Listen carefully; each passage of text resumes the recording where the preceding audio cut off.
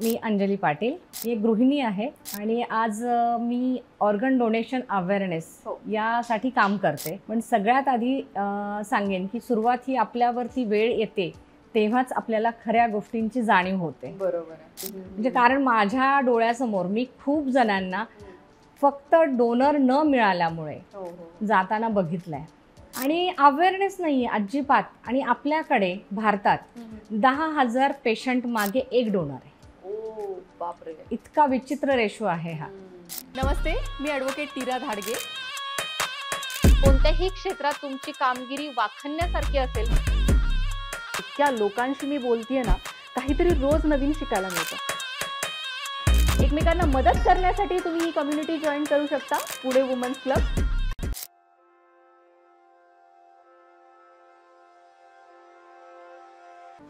नमस्कार, मी ॲडव्होकेट नीरा धाडगे तुमचं सहर्ष स्वागत करत आहे पॉडकास्ट विथ नीरामध्ये. वेगळ्या वेगळ्या क्षेत्रातल्या लोकांना जेव्हा आपण भेटतोय तेव्हा आपल्याला खूप काही शिकायला मिळतंय. आणि त्याचबरोबर पुणे वुमन्स क्लब हा जो प्लॅटफॉर्म आहे त्याच्यावरती आपण माहितीपूर्ण खूप गोष्टी घेणार आहोत. शैक्षणिक तुम्हाला खूप काही गोष्टी कळतील आणि सांस्कृतिक गोष्टींमध्येही ह्यापुढे आपण खूप काही करणार आहोत. त्याच्यामुळे तुम्ही आमच्याबरोबर राहा आणि हे सगळं शिकण्यासाठी आम्ही तुम्हाला मदत करणार आहोत. असाच एक छानसा मुद्दा घेऊन आणि खूप इन्फॉर्मेटिव्ह मुद्दा घेऊन आज आपल्या बरोबर आलेले आहेत पाटील मॅडम. नमस्ते, आज तुम्ही इथे आलात आणि आपण नक्की बोलूच, पण त्याच्या आधी तुमची आमच्या ऑडियन्सला ओळख करू द्या. येस, नमस्कार, मी अंजली पाटील, मी एक गृहिणी आहे आणि आज मी ऑर्गन डोनेशन अवेअरनेस यासाठी काम करते. तर त्याच विषयावर मला बोलायचं आहे. Okay okay. पण सगळ्यात आधी सांगेन की सुरुवात ही आपल्यावरती वेळ येते तेव्हाच आपल्याला खऱ्या गोष्टींची जाणीव होते. बरोबर आहे. तशीच माझ्यावरती वेळ आली म्हणजे 2022मध्ये, माझ्या 2021मध्ये माझ्या मिस्टरांना कोविड झाला.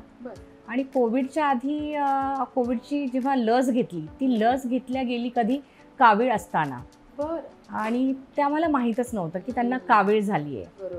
आणि कावीळमध्ये लस घेतली त्यानंतर बरोबर 2 आठवड्यांनी त्यांना कोविड झाला. आणि कोविड झाल्यानंतर त्यांचे सिम्पटम्स खूप हायर होते सगळ्या गोष्टी. सो त्यांना रेमडेसिवीर दिला गेलं. आणि त्याचा परिणाम सगळ्या गोष्टींचा त्यांच्या लिव्हरवरती झाला. आणि लिव्हर त्यांचं 80% डॅमेज झालं. आणि डॉक्टरांनी आम्हाला सांगितलं की आता ट्रान्सप्लांटशिवाय दुसरा काहीही उपाय नाही.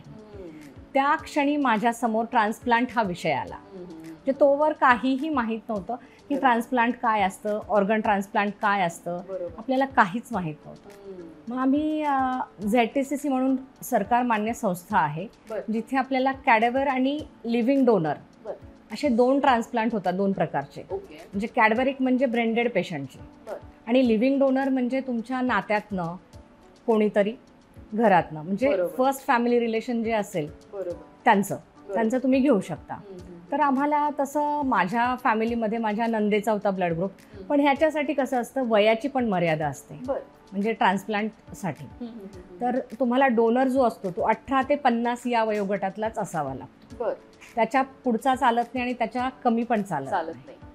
सो आता घरात माझ्या मिस्टरांचा O पॉझिटिव्ह ब्लड ग्रुप आणि ब्लड ग्रुप मॅच होणं फार गरजेचं असतं.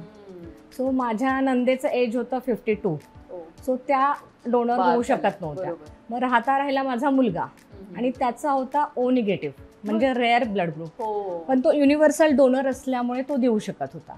पण वय लहान असल्यामुळे आम्ही म्हटलं की नको, आता आपण ह्या गोष्टीचं त्याच्याकडे लक्ष द्यायला नको, आपण कॅडेवरसाठी ट्राय करूया.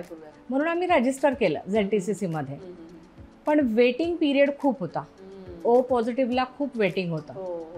सो मग डिसेंबरमध्ये अचानक 2021 डिसेंबरला मिस्टरांची हेल्थ एकदम खराब व्हायला लागली. आणि मग डॉक्टरांनी सांगितलं की आपण थांबू शकत नाही, वेट करू शकत नाही, आपल्याला लिव्हिंग डोनरचं ऑप्शन घ्यावाच लागेल. मग मुलाच्या टेस्ट केल्या सगळ्या.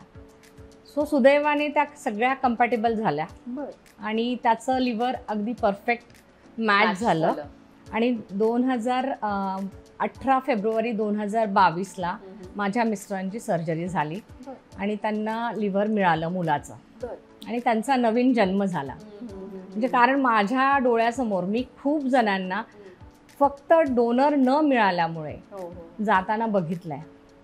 आणि पॅनिक सिच्युएशन होऊन जाते, खूप घरच्यांना जास्त माहिती नसतं आणि अवेअरनेस नाही अजिबात. आणि आपल्याकडे भारतात 10,000 पेशंट मागे एक डोनर आहे. ओ बापरे, इतका विचित्र रेशो आहे हा. आणि ह्यासाठी कितीही आपण आता सध्या खूप संस्था काम करतायत यावरती, मग तरीही लोकांमध्ये अवेअरनेस नाही. आणि एज्युकेटेड लोक म्हणजे अडाणी लोक, न अशिक्षित लोक आपण समजू शकतो, बरोबर, त्यांच्यामध्ये नसेल त्यांना माहिती. आणि कमीत कमी काय होतं ना, अशिक्षित लोक जी आहेत ना, त्यांना आपण समजावलं ना व्यवस्थित, तर ते व्यवस्थित समजून घेतात आणि त्यावर कार्य करतात. बरोबर. पण शिक्षित लोक, एज्युकेटेड लोक नाही त्या भ्रमामध्ये राहतात आणि नाही करत. अरे बापरे. म्हणजे माझ्या डोळ्यासमोर असे 2-3 अनुभव आहेत की ज्यांनी फक्त पूर्ण माहिती अभावी, म्हणजे डॉक्टरांनी त्यांचं काउन्सिलिंग केल्यानंतर सुद्धा त्यांनी नाही होकार दिला आणि त्यांच्या फॅमिलीमधल्या त्या पेशंटची डेथ झाली. अरे अवघड आहे. नाही, आणि सिच्युएशन जेव्हा येते ना, स्वतःवर जेव्हा येते तेव्हा त्याचं गांभीर्य लवकर कळतं.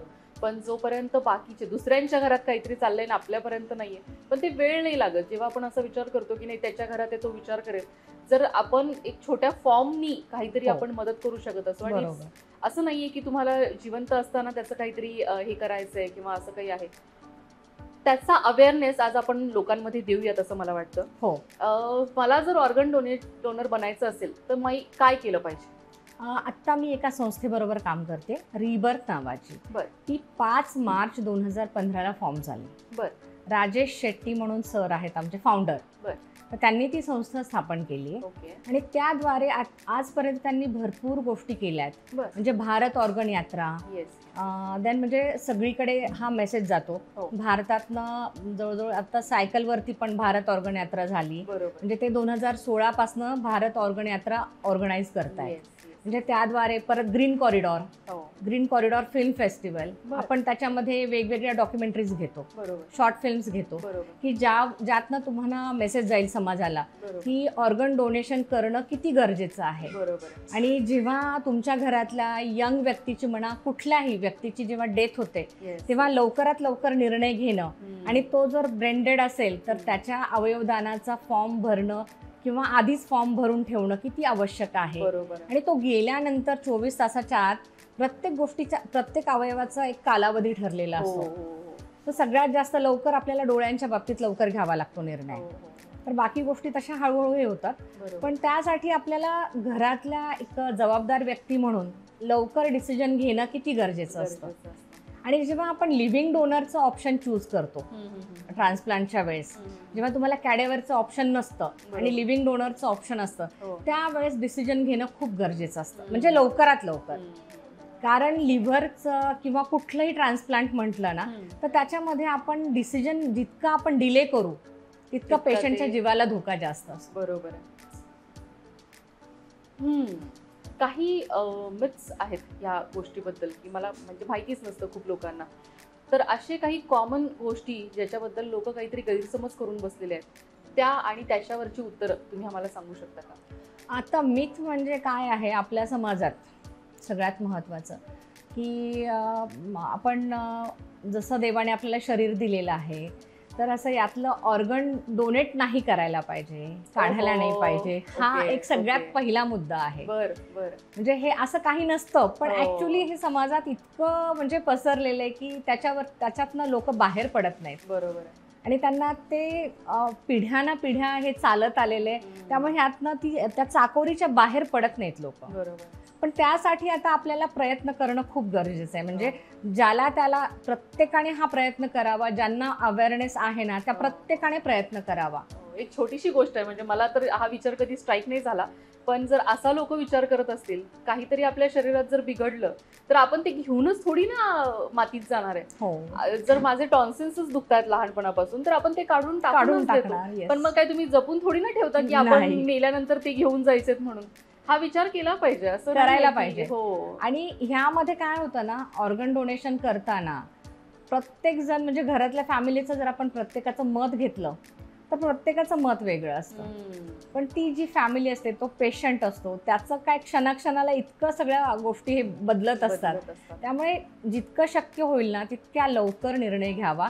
आणि आपल्या आसपासच्या प्रत्येकाने ज्याला ह्या गोष्टीबद्दल माहिती आहे की हे होणं किती गरजेचं आहे. बरोबर. आता बाकी ऑर्गन्स असं होत नाही, पण लिव्हर एकमेव ऑर्गन असं आहे की जो रिग्रो होतो. बरोबर.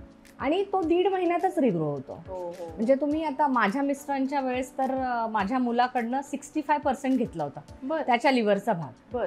आणि त्यावेळेस त्याच्या शरीरात फक्त 35% होता. बरोबर. तर तो 1.5 महिन्यात रिग्रो होतो.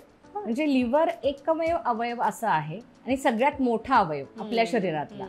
तो फक्त तो एकमेव अवयव आहे की जो रिग्रो होतो बर. आणि त्याच्यामुळे आपल्याला अपाय काही होत नाही. आणि 2000 एखाद्या पेशंटला काळजी न घेतल्यामुळे किंवा इतर कारणांमुळे त्रास होऊ शकतो, हो, हो. पण ह्याच्यामध्ये ॲज सच असा त्रास होत नाही. आता माझा मुलगा MBBS 3rd इयरला आहे, तो बँगलोरला आहे बर. आणि सर्जरी झाल्यानंतर तो 1.5 महिन्यात जॉईन झाला कॉलेजला. बर. त्यामुळे ह्याच्यामध्ये इतकं लोकांनी म्हणूनच म्हटलं ना की जेव्हा आपल्यावर वेळ येते ना तेव्हा आपल्याला कळतं की खरी परिस्थिती काय आहे. लोकांच्या सांगण्यावरनं आणि याच्यावरनं आपण नाही डिसिजन घेतले पाहिजे. बरोबर बरोबर. साधारण आता तुम्ही म्हणताय 10,000च्या मागे एक डोनर आहे. हा रेशो आहे. तर हा रेशो नक्कीच बदलायला पाहिजे, पण तो बदलत नाही कित्येक वर्षांपासून. कारण लोकांना कितीही समजावलं ना तरी फरक पडत नाही, मानसिकतेमध्ये बदल होत नाही. बरोबर. आणि त्यासाठी काय होतं ना, आपल्या घरातच येण्याची वाट का बघावी. हो. आणि ती वेळ आल्यानंतर आपल्यासाठी थांबत नाही. हे खूप चांगलं पण काम आहे, म्हणजे तुम्हाला खूप पुण्य पण लागतं जर तुम्ही या गोष्टीवर विश्वास ठेवत असाल. देव आणि आपलं तर त्याच्यानुसार आपल्या कर्माचा जर आपण विचार केला तर जर आपण असं काहीतरी करून किंवा असं कुणाचा तरी जीव वाचवून जर जाणार असू आणि त्याच्यात तुम्हाला हार्मफुलही काही नाही आहे, तुमच्या मर्जी विरुद्ध कोणी काही करणार नाहीये, तर सगळ्यांनी करायला काहीच हरकत नाही, जेणेकरून आपल्याला पुण्य मिळेल आणि वरती आपण जाणार असू तर स्वर्गातलं पारडं अजून मोठं होऊन जाईल. मी आता बऱ्याच पेशंटच्या रिलेटिव्हचं, म्हणजे मी काही काउन्सिलर नाहीये, पण माझ्या मिस्टरांचं ज्यांनी ऑपरेशन केलं, सर्जरी केली, ते डॉक्टर्स माझं नाव रेकमेंड करतात बऱ्याच पेशंट्सला, म्हणजे ज्यांचा लिव्हिंग डोनर आहे.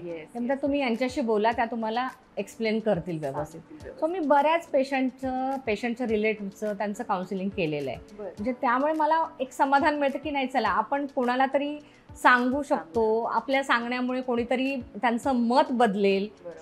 आणि असे 2-3 पेशंटचे झाले ट्रान्सप्लांट, म्हणजे मी बोलल्यानंतर, मी त्यांचं काउन्सिलिंग केल्यानंतर.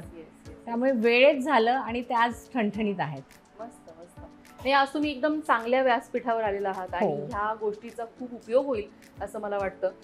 जसं तुम्ही म्हणताय की खरी येण्यापर्यंत कोणी थांबू नका, आणि इतका जर रेशो त्याचा कमी असेल तर खूप लोकांनी त्याच्यामध्ये जॉईन केलं पाहिजे. बरोबर. तुमची संस्था जी काही आता काम करतेय त्या संस्थेबद्दल आम्हाला अजून जाणून घ्यायला आवडेल. ती संस्था आता मी जसं सांगितलं तुम्हाला, ते भारत ऑर्गन यात्रा ऑर्गनाईज करतात, दरवर्षी असते. मग आपण पूर्ण भारतात फिरतो ऑर्गन डोनेशन अवेअरनेससाठी. आणि इथे सुद्धा आपले पोस्टर पेंटिंग कॉम्पिटिशन्स असतात.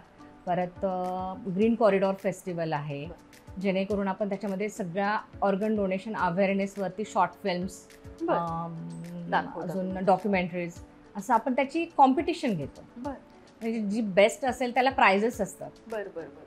फर्स्ट, सेकंड, थर्ड असं. आणि असं वेगवेगळ्या माध्यमातून आपण प्रत्येक ठिकाणी आपण हे करतो, जातो, माहिती देतो. एखाद्या कंपनीमध्ये असेल किंवा कुठल्या ऑडिटोरियममध्ये असेल की जिथे लोकांचं मॉब आहे बाबा, तर तिथे आपण जाऊन माहिती देतो, आमचे व्हॉलेंटियर्स जे आहेत रिबर्थचे. सो असाच आता आमचा 18 तारखेला एक कार्यक्रम आहे नवी पेठेत, ग्रीन कॉरिडॉर फेस्टिवल जो आहे आत्ता सीझन 6, तर त्याचं आहे, त्याचा प्रोग्राम आहे 12 ते 1 आहे नवी पेठेत पत्रकार भवनला. तुमचा म्हणजे ऑर्गन डोनेशनचा फॉर्म हा ऑनलाईन अवेलेबल आहे? हो, ऑनलाईन पण अवेलेबल आहे. आणि त्याचा QR कोड आहे, तो स्कॅन करायचा आणि तो फॉर्म फिल करायचा. ओके. आणि तो फिल केल्यानंतर काय आपल्याला काय अगदी असं काय जबरदस्ती कोणी करत नाही कुठल्याही गोष्टींची, पण हा प्रत्येकाने करावा. मी लास्ट इयरच केलाय माझा. सो मी असं प्रत्येकाला अपील करेन की प्रत्येकाने ह्या गोष्टीकडे नीट लक्ष, काळजीपूर्वक बघावं आणि हा फॉर्म फिल करावा आणि आपल्या आसपास प्रत्येकाला अवेअर करावं या गोष्टीबद्दल. म्हणजे असा एक न्यूनगंड नसावा या बाबतीत किंवा अंधश्रद्धा नसावी या गोष्टींमध्ये, की असं केल्यामुळे आपल्याला पाप लागेल किंवा हे होईल आणि आपलं शरीर जसं आहे तसंच देवाकडे गेलं पाहिजे असं नाहीये. बरोबर जिथे आपल्याला गरज पडते आपलं शरीर, आपणच जर जिवंत नाही राहिलो तर काय होणार ना. बरोबर. जर ज्या अवयवाला आपल्याला आणि त्रास सगळ्यांनी होतोय, हा विचार पण केला पाहिजे की म्हणजे समोरची जी फॅमिली आपल्यासाठी बोलतीये हो. त्यांची सगळी फॅमिली ते एका व्यक्तीमुळे इतकी दुःखी आहे. हो. आणि तो जो विचार आहे की म्हणजे माझ्या घरातलं कोणीतरी आजारी आहे आणि बरोबर. त्याच्यासाठी मला कोणीतरी पाहिजे, तर तो एक विचार आपण स्वतःसाठी पण करावा ती बरोबर. वेळ यायच्या आधीच. Yes. म्हणजे त्याचं लवकर अवेअरनेस वाढेल असं मला वाटतं. लवकर अवेअरनेस वाढेल. Yes. आणि कसं होतं, आपण मरणोपरांत जर आपलं अवयवदान झालं तर आपण त्या अवयवांच्या रूपात Yes. आपण जिवंत राहतो, काहीतरी ठेवून जातो. लोकांच्या आपल्या घरच्यांच्या आठवणीत राहतो. की आपण जर अवयवदान केलं बरोबर. तर कोणीतरी आपल्या अवयवांमुळे जिवंत हो, राहतं. हो. जर आपले डोळे गेले हो. तर समोरचा बघतो, हो, ती हो. व्यक्ती ज्यांना डोळे नाही आहेत, आपले डोळे जर त्यांना मिळाले तर ते हे जग परत नव्याने बघू शकतात ना. Yes. म्हणजे कुठलीही गोष्ट, आपलं कुठलंही ऑर्गन, आणि एक व्यक्ती 8 ऑर्गन डोनेट करू शकतो. हम्म. सो आपण 8 लोकांचे प्राण वाचवू शकतो. बरोबर आहे. खूप छान वाटलं मॅडम तुम्हाला आज इथे बोलून, आणि ह्या विषयावरती खूप अवेअरनेसची गरज आहे. पहिल्यापासून मला असं वाटत होतं, पण आता तुमच्याशी बोलून मला अजून त्याचा आकडा कळाल्यापासून असं वाटतं की आपण अजून त्याच्यासाठी खूप काही ना खूप जास्ती काहीतरी काम करायला करण्याची पाहिजे. गरज आहे. येस, ह्या पॉडकास्ट बरोबर आम्ही तुम्हाला जी ऑर्गन डोनेशनची लिंक आहे ती सुद्धा खाली टाकू. ज्या लोकांना ऑर्गन डोनेशन बद्दल अजून जाणून घ्यायचंय त्यांच्यासाठी मॅडमचा नंबर आणि Yes. त्या संस्थेसाठी ज्या काम करत आहेत त्या संस्थेचीही पूर्ण माहिती आम्ही कॅप्शनमध्ये तुम्हाला करून देऊ. थँक्यू सो मच मॅम आज इथे आल्याबद्दल आणि आम्हाला हे सर्व सांगितल्याबद्दल. आणि मी मनापासून तुमचेही आभार मानते, आणि मला माझ्या मिस्टरांची ज्यांनी सर्जरी केली त्यांचेही आभार मानायचे, की डॉक्टर मनोज श्रीवास्तव बरं. जे सर्जन होते, हो. आणि डॉक्टर पवन हंचनाले, म्हणजे ह्या दोघांची मला इतकी मोलाची मदत झालेली आहे. म्हणजे प्रत्येक वेळी रात्री अपरात्री कधीही तुम्ही कॉल करा, कधी हे करा, म्हणजे कुठल्याही वेळेस ते असे खंबीरपणे माझ्या पाठीशी उभे राहिले. बरोबर. त्यामुळे मी व्यवस्थित माझ्या मिस्टरांना यातनं सगळ्या गोष्टींमधनं बाहेर बाहेर काढू काढू शकले. Thank you so much. आणि तुम्हालाही मनपूर्वक धन्यवाद. थँक्यू. थँक्यू.